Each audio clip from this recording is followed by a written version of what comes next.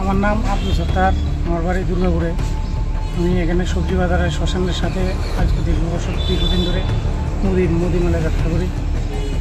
আমার দোকানে কিছুদিন আগে গত 1/8/2024 আমার দোকান চুরি হয়।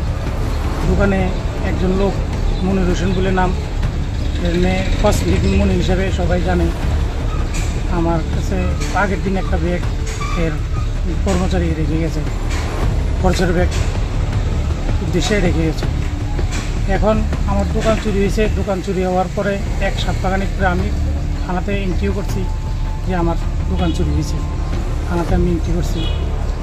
তারপরে 1 সপ্তাহ পরে বলতেছে যে আমার দোকানে যে ব্যাগটা রাখছে ব্যাগটা কই, ব্যাগটা দাও। আমার ব্যাগটার ভিতরে 20 লক্ষ টাকা আছে।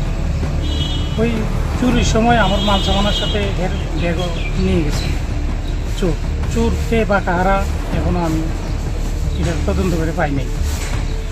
এখন আমারে বিভিন্ন রকমভাবে পেশাকি করতেছে, পান্নাসের হুমকি দিতেছে, বাড়ি বিক্রি করার জন্য বলতেছে, বিক্রি করে আমি টাকা দেওয়ার জন্য বলতেছে, দোকানের সামনে 2বার করে আসতে সে পান্নাসের হুমকি দিতেছে।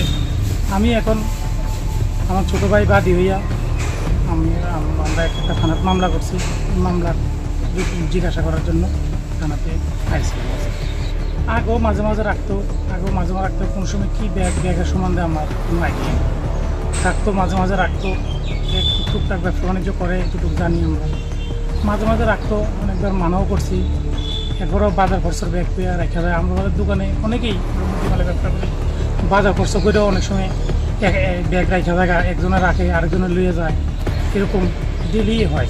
বাজার খরচ করছে, আমরা করছে সবজি বাজার করছে কইরা আমাদের কেন রাখিয়ে গেছে, আমার ভাই আইয়া নিব, আমার বোন আইয়া নিব, আমার বাবু আইয়া নিব। এরকম প্রায় সময়ই হয় আমরা সাথে। তো আমরা তো ওই রকম মনে করি এর ব্যাগটাও রাখছি। 1 সপ্তাহ পরে এসে আমার সাথে এটা কইছে যে আমরা তোমার যে ব্যাগ রাখছিলাম এই ব্যাগের ভিতরে 20 লক্ষ টাকা আছে, আমার টাকা দেবো। পান্নাসে আমার ভাইরে উঠে নেওয়ার জন্য দোকানের সামনে অলরেডি 10-15 জন লোক নিয়ে মোটরসাইকেল নিয়ে হাজির হয়েছে একদিন। আমার সাথে কথা কাটাকাটি হয়েছে। এখানে স্থানীয় কিছু দোকানদার এবং স্থানীয় কিছু লোক ছিল, তাদের জন্য এটা পারে নাই। কইতেছে 20 লক্ষ টাকা আমার দোকান রাখছে। 20 লক্ষ টাকা টানলে আমি 20 লক্ষ টাকার আমি দোকানটা তো রাখলামই নাইলে কী করে রাখুন? 20 লক্ষ টাকার ড্রাইভার কে নিব?